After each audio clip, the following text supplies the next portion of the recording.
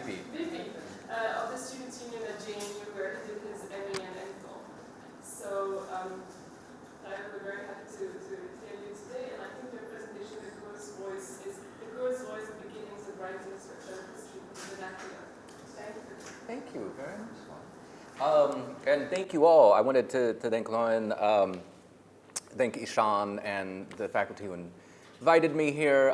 Thank you to you all for coming to listen. I appreciate you coming out, and I apologize for making you wait. My partner Manpreet Kaur over there and I were driving from Patiala this morning, and so we literally parked the car and walked to meet Ishan, and we walked over here with a quick stop at the faculty lounge to say hi to a friend. So thank you for your patience. I greatly appreciate it.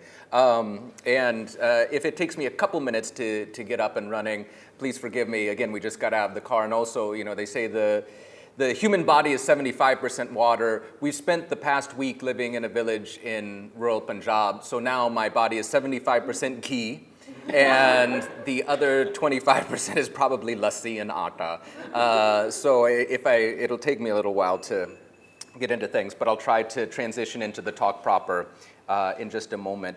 How much time do you think we should? 45 minutes. 45 minutes? Oh yeah, I plan to stop before then.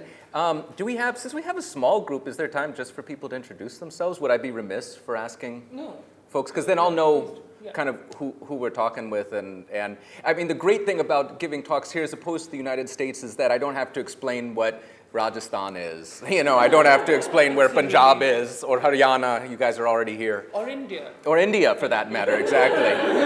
So that should save us a lot of time. But if I kind of knew where people were coming from, then maybe I could also adjust the talk just a little bit, maybe towards people's interests. I don't know where you want to start. Maybe you could go.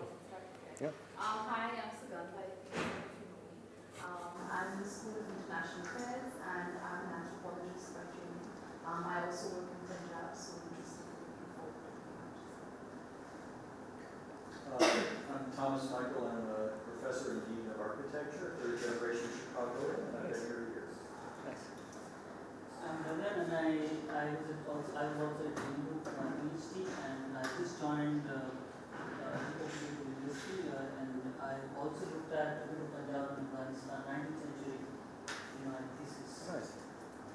Khan Elliott, University, Guru Bhakti Communities Contemporary, the margins of Delhi. Nice. I'm Kaushali. I've joined Open University this July.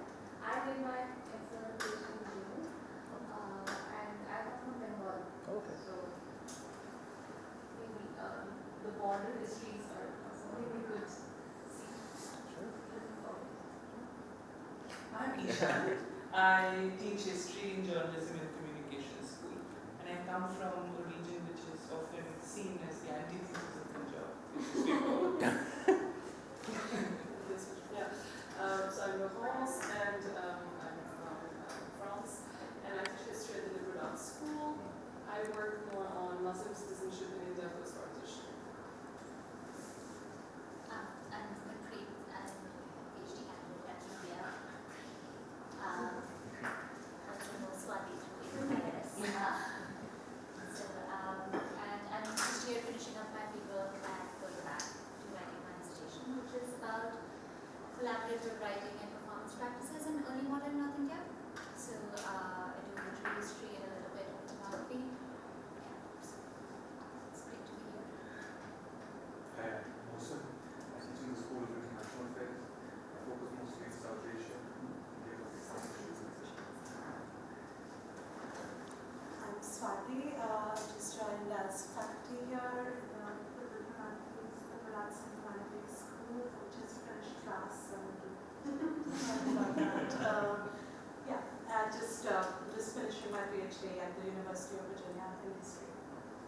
My name is Chris. I'm from Australia. I did my PhD at the University of Melbourne. I am an archaeologist, but I'm interested in material culture and materiality more broadly.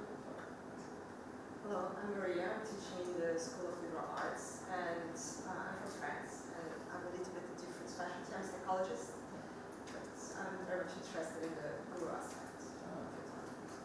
Hi, I'm Tom Goldstein. I'm the Dean of the School of Journalism you. So we have Thank two you. deans with us. We have two deans in this. Yeah, I'm a bit. Oh, great. Yes, yeah. Okay, I have never had two deans sitting on any of my talks. So, yeah, right. The pressure is on.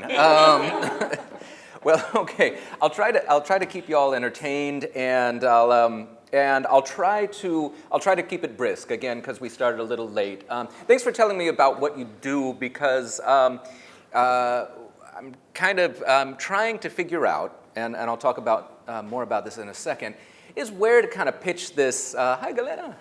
Where to pitch this material, how technical to make it, because this started its life as a dissertation chapter, more than a decade ago now, and is going into book form hopefully soon.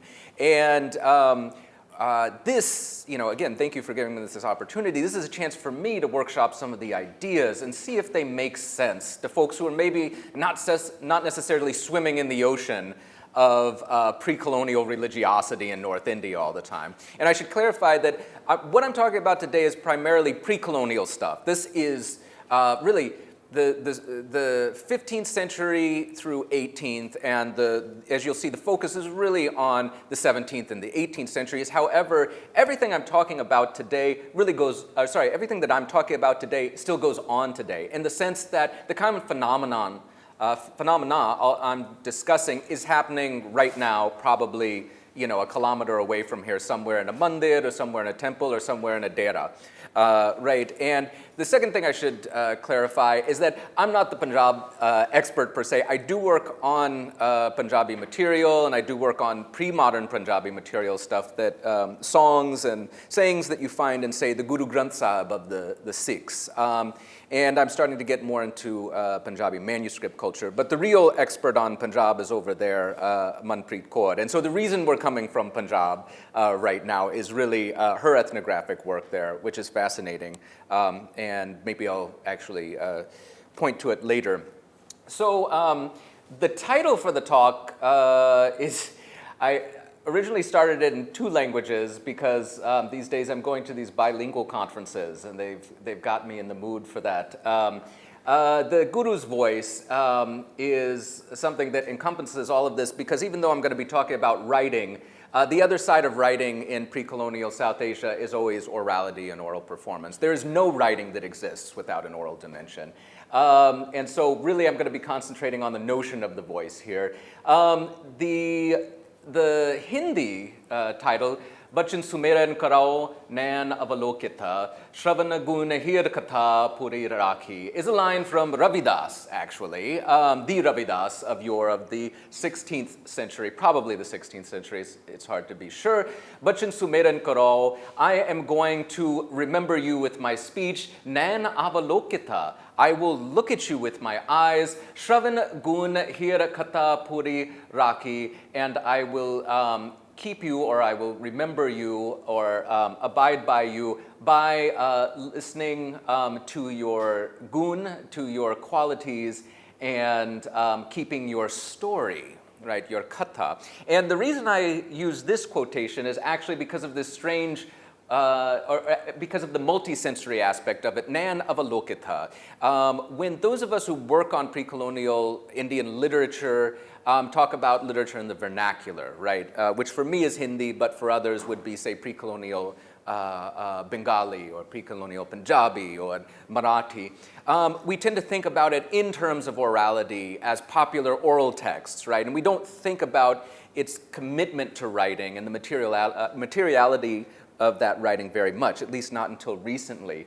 What struck me here is the Nan Avalokita, I will see you with my eyes, and that made me think about writing as something that is looked at and something that can be visually impressive.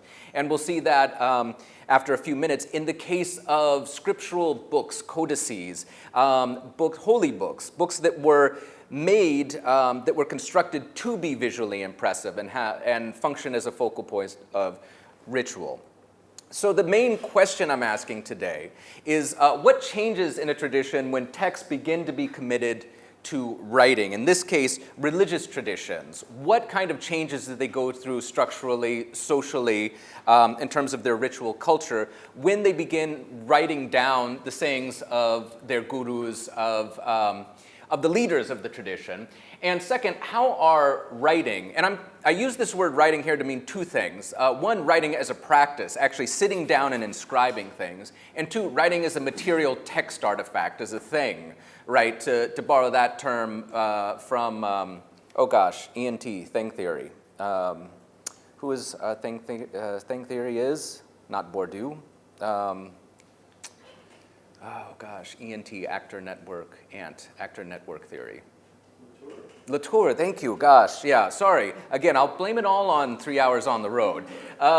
So writing is two things. One is as a thing in the Latourian sense of something that works as an agent between human actors, and as a practice, an embodied practice of writing. Second, the concept of religious scripture, and I put that in scare quotes because scripture is, of course, a term derived from Latin, scriptus, scriptorium, the idea that we have a relatively modern idea that scriptures are something that are written, an idea that has been challenged as being a concept unfit for application in a South Asian context because works like of Itihasa like the Mahabharata or the Ramayana, or padas, lyrics like those of Ravidas or Kabir Das, the saints of the medieval and early modern period, were not written down. They were experienced as lived song and as lived recitation.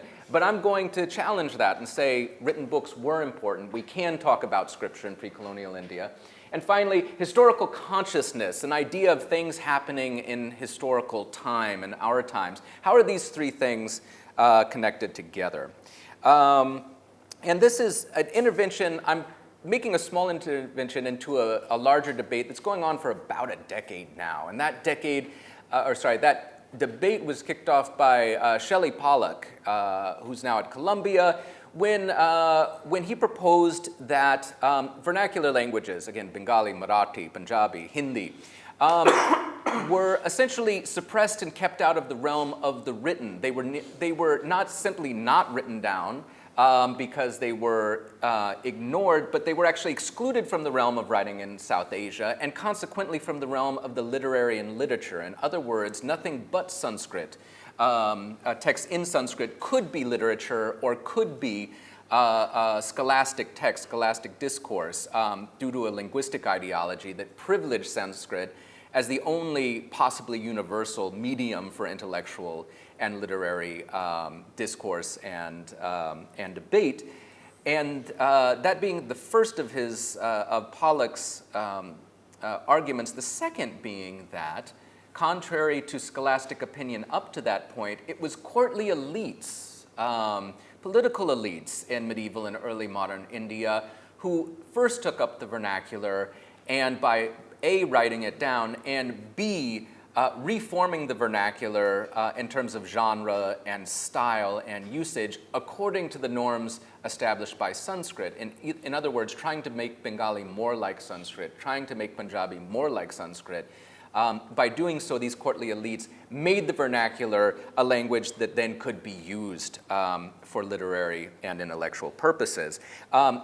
This was quite controversial because up until that time, it was kind of it was conventional wisdom that actually it was popular religious movements that brought the vernacular from the margins into the center of social, religious, and intellectual life and political life in the subcontinent. My position is, I'll get to later, somewhere in between. Somewhere, it was both groups. And it was actually because of writing. Writing was what joined these two kind of camps of the courtly and the popular together and allowed them to, in tandem, work on this project of elevating the vernacular. Let's see, where are we? This is the roadmap, as it were, for the talk. I think because starting late, I'll spend maybe just 5 minutes on each of these.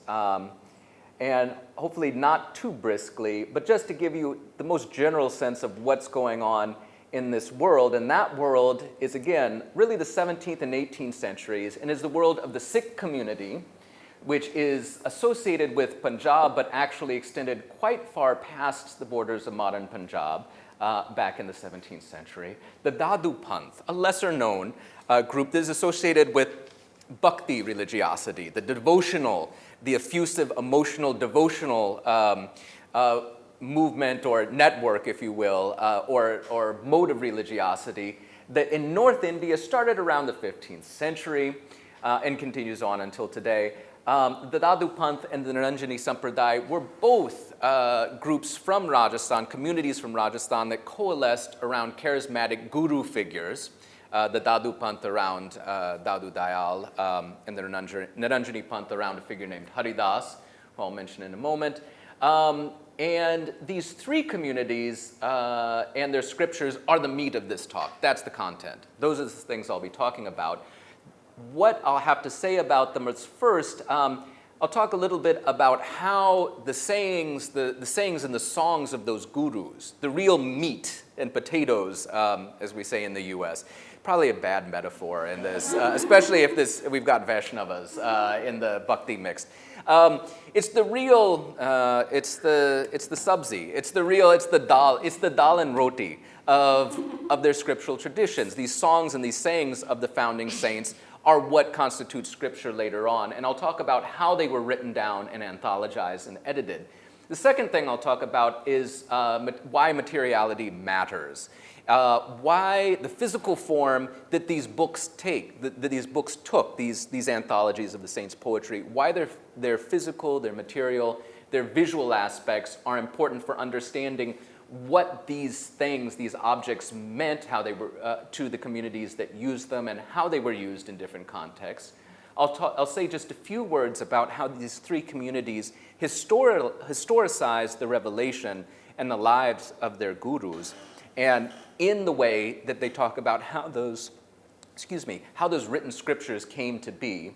And finally, I'll talk a little bit more about how these books, how these religious holy books were used in different contexts, and how that helped bring the guru, even after he had passed, bring him back into being over and over again, each time there was a gathering of the faithful. And that's why I say the guru at court and on the road. And then I'll turn to some conclusions about what this might mean methodologically for the way that we study written scriptures in early modern India. So to start with, and there are a few other, I should say, two notes before we really dive into it. The first is that this is part of a book project, as I mentioned, and to give you some context, the book project essentially asks what would happen if we told the history of Hindi literature not from the point of view of genres or authors or works as we normally do, but what if we just sat down with the piles of paper of whatever we have left of those handwritten books and manuscripts and even notes and notebooks that were written before the colonial period, before printing brought about a certain epistemic rupture. What would those books, the actual physical material remains, tell us about the way texts were written down, circulated, and enjoyed by people, how they were used? And actually, it turns out, thank goodness for me, because I needed to have a thesis and a point to the book, is that it turns out that how we would write that history is quite different than how you would do it if you took genre as your organizing principle, or say authors or individual works as your organizing principle. The second thing I'll say is that it is, as some of you who work on kind of devotional communities in South Asia know, it's not common to talk about Sikhs and nominally Hindu groups together, right? In fact, and there are numerous reasons for this, and some of them are good reasons that help us to see how these traditions developed independently. But in fact, with these three in particular, the more you look at the material, the more you realize that they grew up together. They grew up in conversation with each other. And if we take that as a starting point, we again see that in fact, these folks are working out an idea of scripture together. And the interesting part about that, and again, it's a bit of a challenge to convince conventional wisdom on the topic, is that like so many things these days, in the past 35 years or so, we've realized the extent of that epistemic rupture that happens at the colonial moment when, for example, Orientalists, archaeologists, the ethnographers come and they say, well, come from Europe, occasionally the Americas, and say, you know, well, what are the holy books of the Hindus, or what are the holy books of South Asian religious communities? And the problem, first of all, is that they're looking for a material book, which may not exist at all. And so the idea, again, that scripture, written scripture, is an imposition, right, of Orientalist thought and colonial scholastic thought. Again, that is true to a large extent. However, looking at these three groups, we'll have to reevaluate that, because in fact they were very invested in writing down scripture and the idea of written scripture before the colonial moment arrives. And in fact, they're not the only ones. We see that Abul Fazl in the Ain-i Akbari is writing in the late 16th century that, oh, as everyone knows, the Hindus have books, have holy books, and they are this one, and this other one. And so in fact, this imagining of Indic religion or South Asian religion as something that has written books is something older than colonial scholarship. So as, you know, and, you know, I apologize if I'm running over familiar territory, but the Sikhs, of course, is a community founded by Guru Nanak, who lived from 1469 to 1539. He was, of course, followed by 9 other gurus. After him, the line of gurus being closed by Guru Gobind Singh in 1708, when he establishes the Guru Granth Sahib as the eternal guru. And I'll talk more about that soon. However, the Guru Granth Sahib was not compiled in 1708. It was compiled in 1604 in the first version of it by Guru Arjan, the 5th Guru, at Ramdaspur, later Amritsar. The Dadu Panth, on the other hand, was founded about that same moment, relatively speaking, by Dadu Dayal, who was a cotton carter and a saint, possibly from Gujarat, but who made his name in Rajasthan, preaching to communities there through his hymns and through his epigrammatic poems. The first type of scripture that appears in the Dadu Panth is a collection of his compositions, which starts to be compiled around 1603. I actually think it wasn't exactly at 1603 that it was compiled. It was a bit later, but it's called the Dadu Vani, Vani meaning voice or words. And after that, there are 2 other major scriptural anthologies of saintly utterance in the Dadu Panth called the Panchvani and the Sarv Angi, the 5 voices and the all themes, or the all-inclusive of all angs, literally limbs, that were compiled in the 1610s and 1620s, actually. And I'll talk about what types of scriptures those are later. And finally, the Niranjani Sampradaya, as I mentioned earlier, it was founded by a figure about whom we know relatively little, named Haridas Niranjani in central Rajasthan, a town called Didwana, who he died most likely around 1600 or 1601. And in this religious community, they have large anthologies of the saints' poetry, which are simply just called Vanis. It has no specific name. And I'll talk a little bit more about why, again, later. They were all of these were, all right, so let's back up here a little bit. They were all, 3 of these communities, as I was saying earlier, were influenced by one another. And what I wanted to do, oh, it's not letting me do that here. Let's try this first. In show. There we go.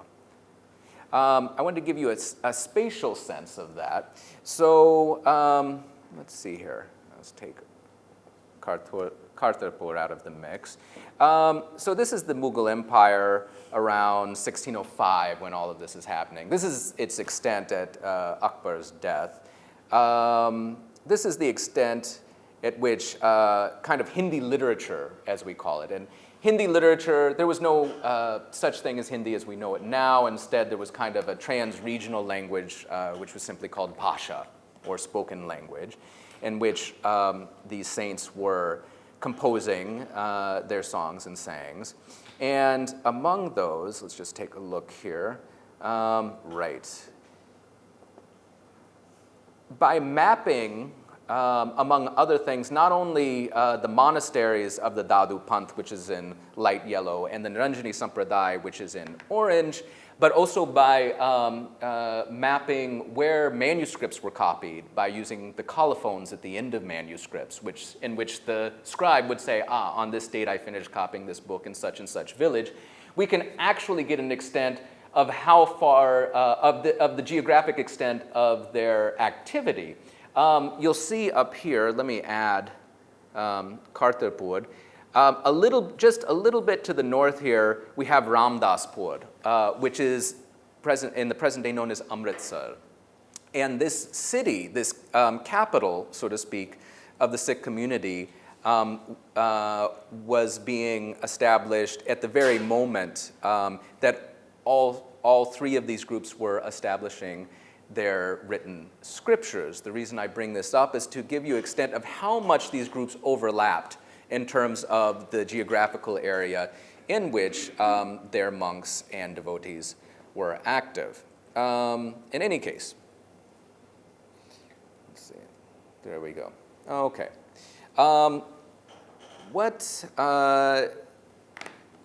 Actually, let's just go straight to, to talk about what these scriptures are that they were creating. The core, again, of each of these scriptural collections, the Guru Granth Sahib of the Sikhs, the various Vanis or anthologies of the Niranjani Panth, the Dadu Panth and the Niranjani Sampradaya, are of two types. Okay, the first, let's back up here. The first type is the pad, and some of you will already be familiar with this. This is a lyric, right? This is the kind that is sung, right? For example, Mirabai has a famous lyric. Me tu savrang ki rang rachi, right? I am dyed in the color of the dark one, right? In which she sings about her love for Krishna. The saints in these three groups tended to sing about their devotion to a nirgun God, a God that had no form, a God that could not be known, that was ineffable, it could not be described. The other type of composition that these saints created in great quantity was the Saki. And the Saki is actually just a name of a genre. The actual metrical form is a doha, or it's called a salok sometimes. It's an epigrammatic verse. Karata karata abhyas ke jardmat hot sujan. Rasi, avjat se. Sil padat nashan, right? So again, this is Kabir saying, by practicing over and over, even the stupid or the foolish one becomes wise, just as the going back and forth of a rope will eventually leave a mark on a rock. It's pithy little verses like this, through which religious ideas, the idea of bhakti, of devotion being the most important element of religiosity, were spread by these saints. Now, those are the vast bulk of the textual material in all of these scriptures, but along with them are some other forms like the chopai, which can also be a lyric or a narrative genre, and importantly, the pariche, right? The introduction, the thing that makes you familiar with a saint. In other words, hagiographies. So these are found in some of them as well. So in the case of the Sikhs, this was the first, the first edition of the Guru Granth Sahib was compiled in 1604, again by Guru Arjun, who is here on the right in an 18th century painting, in which you can see the Harmandir Sahib, or the Golden Temple of the Sikhs in Amritsar, being built as the Amritsar, or the lake itself, is being constructed. This was to be the home for the Guru Granth Sahib. In other words, it was to be the home for the scriptural work, for the holy book. And if you go there today, you can see it being treated in royal fashion there, and I'll speak more about that later. It is organized primarily by raga. In other words, the overarching organizational logic of it is one of music, the lyrics are organized according to the rags in which they should be performed, but also according to mahal, which mahalla is a system of organizing the composers, those being the gurus, the Sikh gurus. It also includes a rag mala at the end, which again foregrounds the performance aspect of this. There's actually a rag mala is a versified treatise on what are the main ragas, the sub-ragas, and the sub-sub ragas. In other words, it's a musicological text right there around the end of the Guru Granth Sahib, along with Baramasas, or Songs of 12 Seasons, and other works. But its main material are the songs and the epigrams. The Dadupanthi anthologies, which I mentioned earlier, there we go. The Daduvani is, again, a collection of the verses of the founder of the Dadu Panth, both his songs and his sayings. The Panchvani, on the other hand, is a different type of scripture in that it takes the songs and sayings of 5 different prominent saints of the period: Kabir, Ravidas, Haridas, Namdev, Dadu, occasionally another saint. And so you say, well, that's more than 5, as is suggested by the name Panchvani, because Panchvani means the 5 voices. That's because not all copies of the Panchvani have the same 5 saints in them, which is a moment in the development of this community in which the canon is still being developed. And it is, and there's no sign of conflict there, but there's a sign of fluidity in who are the 5 most important saints of the tradition. The next 2 sets of collections there, the Sarvangi of Rajab Das and the Sarvangi of Gopal Das, these are 2 really gargantuan anthologies of saint songs and poems which are organized thematically. And by anga. And anga simply means limb, as in a limb of the body, or a theme. And so you'll have a section just about the greatness of the guru. You'll have a section of songs and sayings just about how you should abstain from sexual desire. You'll have a section on the theme of how God cannot be described. Finally, you have the Niranjanis and the Niranjani Vani, and this is quite interesting. It has all copies of Niranjani Vani, from those that were created in the mid-1600s to those that were created in the mid-1800s, all have a core of the same saints in there. Haridas, the founder, will be there. There are 5 or 6 other saints of the tradition which will definitely be there.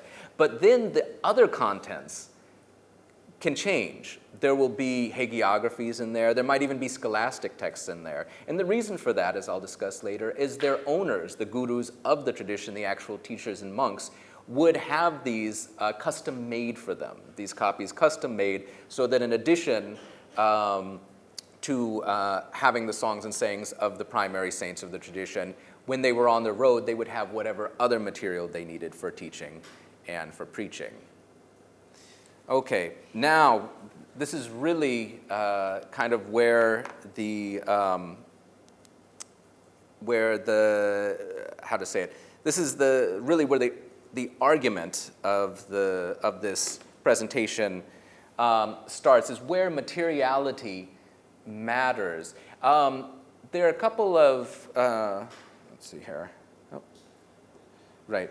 The first, there are a lot of things we don't pay attention to as literary scholars when we study this stuff. Whether we're working from printed editions, which leave out a lot of the stuff that used to be in manuscripts, or we're even looking at those manuscripts, we look at them and say, okay, manuscript starts off with an Om, Ganesha Nayama, obeisances to Ganesha. Okay, let's get all that out of the way and get out of the way and move on to the actual body text, the works I want to read. But those paratexts are extremely important. And one of the reasons why is that if you look at what I put up here now, this is what's called a gutka. It's a notebook. And in Rajasthan and parts of Gujarat and Punjab, these little notebooks are what singers used, singers and some monks used when they were going to sing these lyrics, these religious hymns that I've been discussing, the hymns of the gurus. Now you'll notice it's not very well copied. This is actually, for a notebook of the time, this is great handwriting. This is very easy to read. It gets much, much worse than this. Those of you who can read Devanagari will note that there are some verse numbers, and there's even a mention of a teka, of a refrain. But that's about as much information in one of these notebooks as you'll get, because the person was writing it for themselves. They weren't writing it for someone else to read. And you'll see that there's a folio number up on the upper left hand. That was added later. That's not the scribe's work. In other words, there are no paratexts. And what is a paratext? A paratext is something like an introduction, a page number, a subject heading, anything that helps you navigate or make sense or frames the material there. None of that are in the earliest notebooks of these traditions. However, when you begin to look at, let me move here. Right, okay. Right, when you start to look at these scriptural anthologies that were made to be written scriptures, that were produced to be written scriptures, you start to see that, oh wait, there's a lot of this paratextual material which frames this as scripture, as something that's more than normal utterance, that's more than a song, that is more than just a rhyme, a lyric. This is something more important. This says, Sri Naranjanaya Narayan Namaha, obeisances to Sri Naranjan, an appellation to God. Sri Gana Dvipatapata Namaha, again, an obeisance to Ganesha. Sri Sakala Santana Mahapurushaya Namaha, obeisances to all the great men, to all of the saints.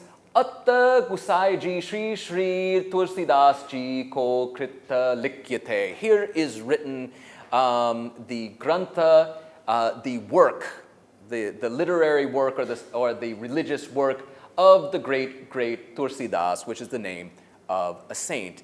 In other words, these paratexts reframe all of those hymns and sayings as something else.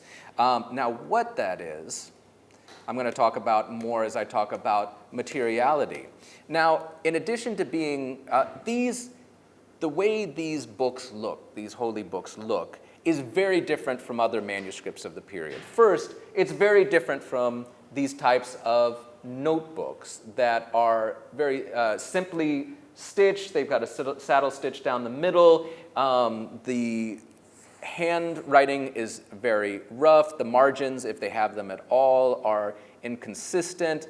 They're also different from these. These are pothis. This is the most, let's argue that this is the most common type of manuscript in North India in the medieval and early modern period. It's a bunch of unbound folios. They're not tied together. They're loose sheets of paper, and they're turned over very ceremoniously in pedagogical and ritual sessions.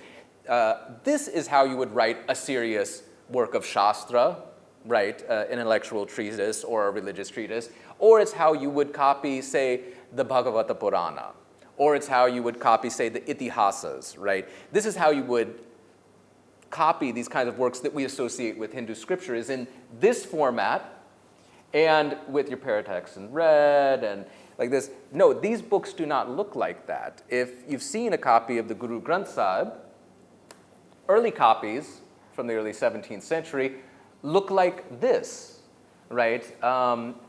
First of all three of these community scriptures are bound codices, right? Which means they're portrait format. They look like this.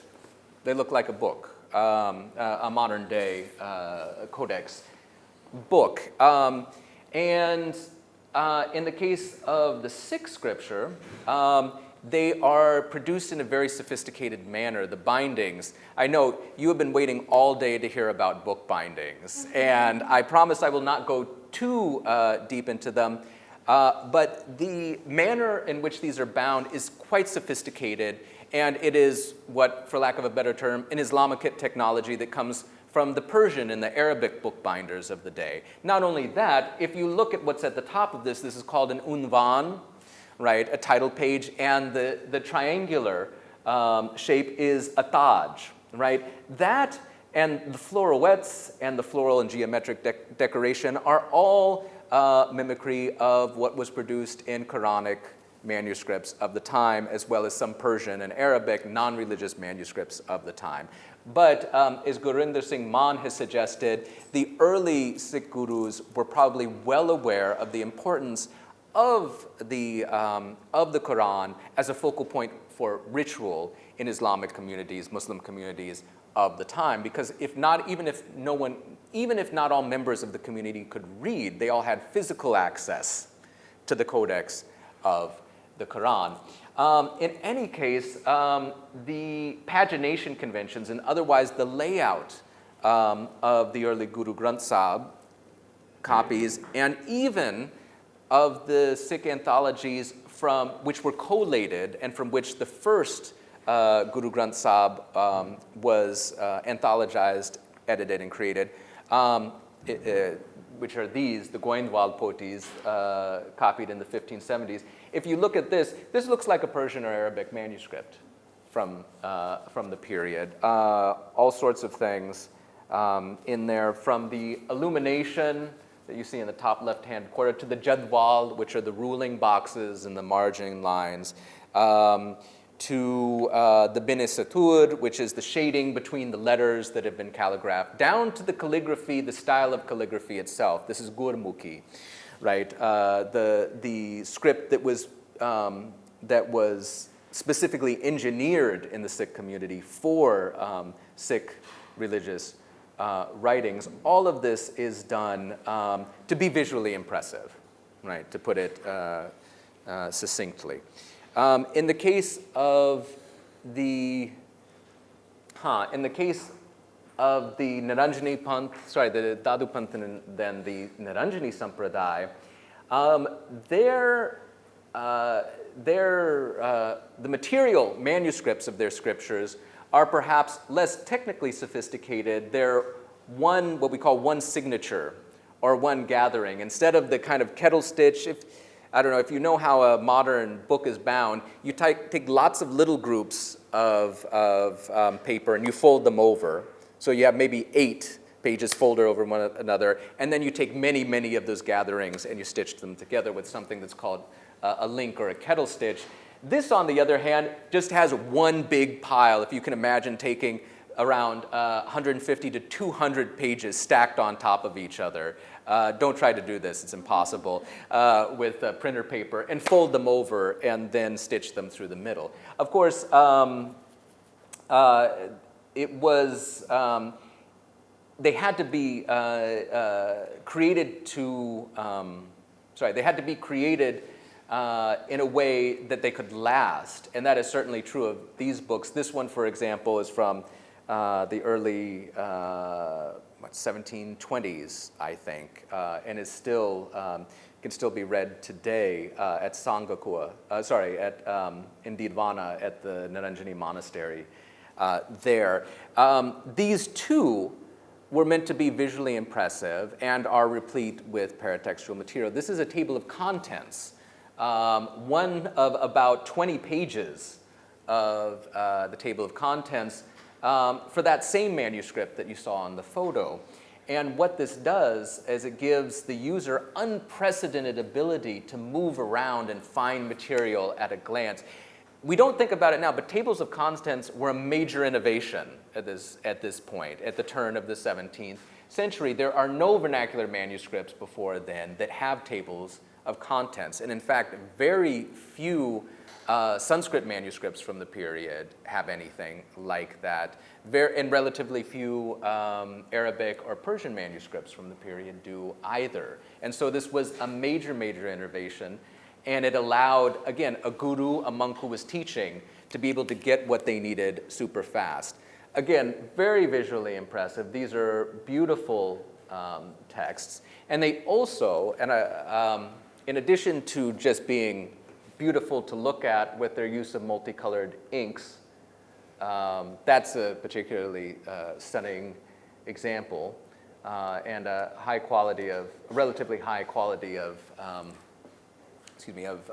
calligraphy. I want to point out something at the top. Does anyone Could anyone read the first 2 lines of it? It's a little bit hard to see in this light.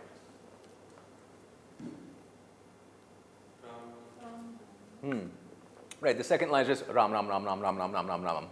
The name of God, over and over. Not the Ram with the bow, who's married to Sita, but Ram, the Nirgun, ineffable Ram. But before that, what's at the top? It is just what you think it is. It's just Ra, over and over and over again. And what this points to is a use of writing which is essentially non-instrumental or utilitarian, writing for writing's sake, writing that's not meant to be read.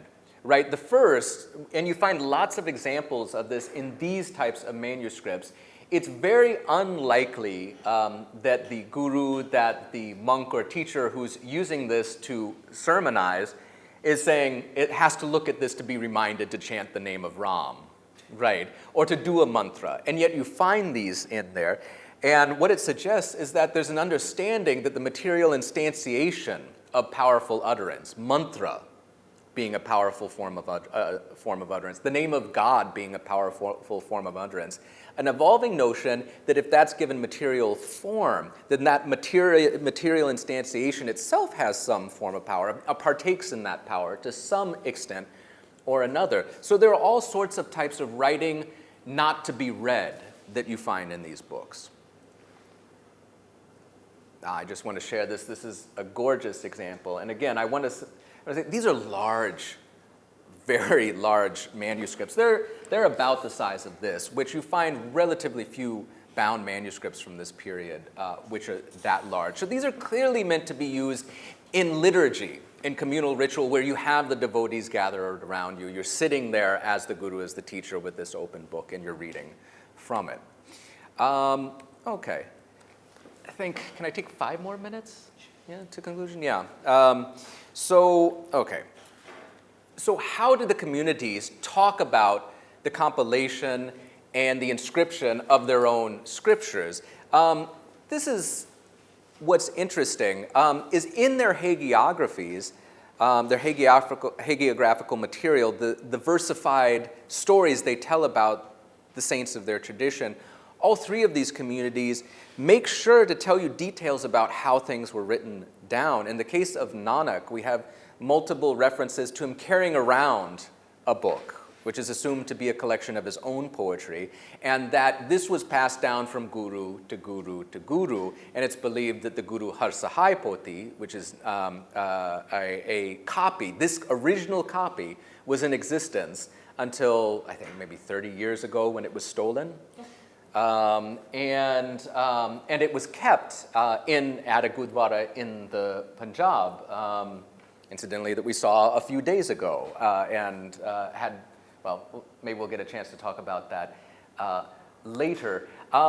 There's also Sikh hagiography talks a lot about how it was compiled by Guru Arjan, how he had Bhai Gurdas, not one of the Sikh gurus, but one of kind of the right-hand man devotee of the Abu Fazl to his Akbar, if you will, of Guru Arjan, sat with him and meticulously copied all of this down. It is not, it's mundane. Paying attention to the mundane details of the copying is something that stands out to you in these hagiographies that otherwise talk about miracles being worked. On one hand, they're talking about the gurus, stopping a boulder with their hand or making a spring of water come out of the ground. On the other hand, they're stopping to talk about the details of copying something down. So this is striking. In the case of the Dadu Panth and the Niranjani Sampradaya, the attention is put on who were the guru's followers who followed him around and transcribed things for him. And I want to quote just one of those, the Dadu Janam Leela, or the divine play of the life of Guru Dadu, of Jan Gopal, which was probably composed between 1603 and 1620. He says, Ye kata swami duvare rakhe, sangi chale ju kata me bhake, keso aru baba bhagavanu, madho santadasa pravanu, sikka mohana daftari bancho, Hari guna likhe gur su sancho. So Swami Dadu left some disciples in the monastery. Those that went with him are told in this story, the story that I'm about to tell you. Keshav and Baba Bhagwan, Madhav and Sant Das the True. The disciple Mohan Daftari recited and wrote down Hari, or God's virtues, as he witnessed them from the Guru. This is a reference to someone whose name, a devotee of Dadu, whose name was Mohan Das Daftari. That name Daftari tells you he was an accountant whose job it was to put together and rule account books, right? So he had a very mundane type of literacy, an everyday type of literacy. Here he's using it to transcribe each word of the Guru as it comes from the Guru's mouth. Later on, and this is a quote from a different hagiography, the Sant Gun Sagar, which claims to be from the 1604. It's a little bit later.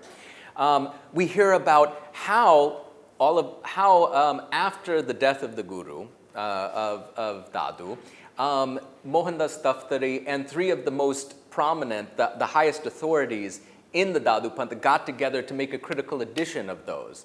And so, Dadu Guru Nija Ayasu Pavata Rajaba Mohana Sri Jagannatha. Saki Hushoda Anukrama Rakata Talaru Raga Garibahi Satha. So I'll just skip to the translation. Receiving orders from the Guru, Dadu himself, right? From the Guru himself. It's the Guru who told us to write this down. And he said, Rajab, Mohan, and Sri Jagannath, revise these sakis, put them in order. And they did the same thing for the talas and the ragas, the songs, together with Garib Das. Garib Das was the Guru's successor and son. All the sakis, those epigrammatic verses, were written down in 37 chapters, and the devotional songs in 27 ragas. In this way, the Sant inscribed the Guruvani, and it became famous everywhere. Now, before I move to my last point in conclusion, I want to remark on what's remarkable about this. It's that if we look at the framing stories of, say, Itihasa, the Mahabharata, the Ramayana, or if we look at, say, the framing of the Dharmashastras of Manu, or even of the Natya Shastra, right, a text on dramaturgy, we have how are these texts come to be written down? We're told in the texts themselves that you have a god or a rishi who's dictating something, dictating the text to another god or rishi who is writing it down. This is happening in mythological time, right?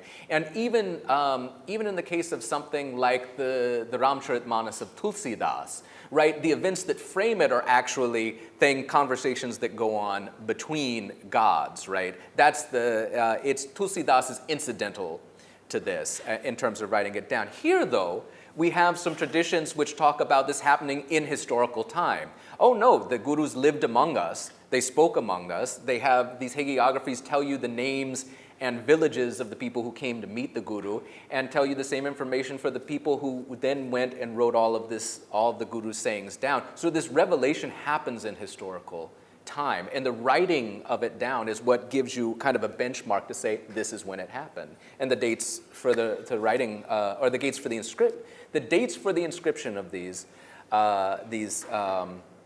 holy anthologies are mentioned. Finally, the Guru at the court and on the road.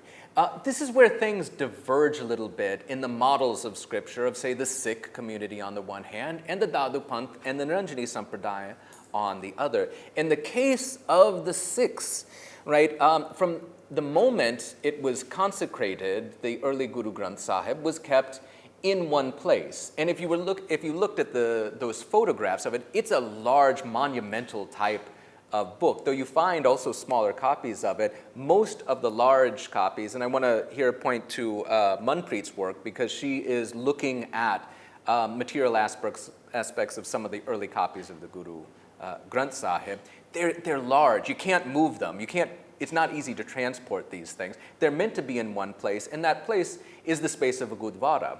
And those of you who are familiar with a Gurdwara, a Sikh temple, know that it's laid out in the shape of a dargah, not the place of a Muslim holy man's burial, but dargah in the sense of court, of a holy court. And you know that the ritual that developed around the Guru Granth Sahib, and it's hard to date the exact development of certain aspects of that ritual, but it's clear that it was going on at least by the early 18th century, is that the Guru Granth Sahib is treated as both guru and as sovereign, right, in a space of Gurdwara, which is articulated in terms of a courtly ritual, right? That is also the case in one place in the Dadu Panth, and that place is at its central monastic institution called the Dadu Dwara, the door of Dadu, at this town called Narayana in Rajasthan, not far from Jaipur. And there you'll see, seated back inside there in a very Garbhagriha, inter sanctum sanctorum type space, is a copy of the Dadu Vani, right? And the other aspects of this particular building, which was built relatively later, which was not built in the 17th century, but was built later, is in the form of a Davani Khas in the region. It's in the form of where it mimics the space in which a king or a petty Rajput chieftain would sit. And in fact, the architectural program of the entire monastery mimics that of a palace, right? With a nakarkhana, with a drum house at the top, and so on and so forth. So in this case, you see that the book is treated like the guru. However, in the case of in other copies of the Dadu Vani and copies of the Niranjani Vanis, they were used and they are revered in a very different way. As I was mentioning earlier, gurus in the Dadu Panth and the Niranjani Sampradaya would have their disciples inscribe for them a copy of the sacred works of the saints, along with what other material they might need when they were teaching. They spent 9 months of the year teaching, right, by going from town to town, city to city, village to village, and 3 months back at their home monastery copying texts. And when they would go out into the field, they had, therefore, these vadamakams, right, as you say in Latin, these nice codices that were easy to transport, but again, visually impressive, from which they could do their entire liturgy, everything they needed, the hagiographies, the songs, the epigrammatic verses, even scholastic things, if they wanted to get into that level of depth with their congregations, were all at their fingertips. When they died, and this is particularly the case in the Niranjani Sampradaya, not as much in the Dadu Panth, when these gurus would go into samadhi, we don't actually say that they died, they went into samadhi. In other words, they went into meditation, left their bodies, and never came back. Their bodies, because these are holy men and not ordinary men, were buried and not burned. And samadhis, like the one you see here, were built over that place where the body was buried. What you find in them is their gudurdi, their patchwork quilt that they would carry with them, their personal effects, and, very importantly, a copy of their personal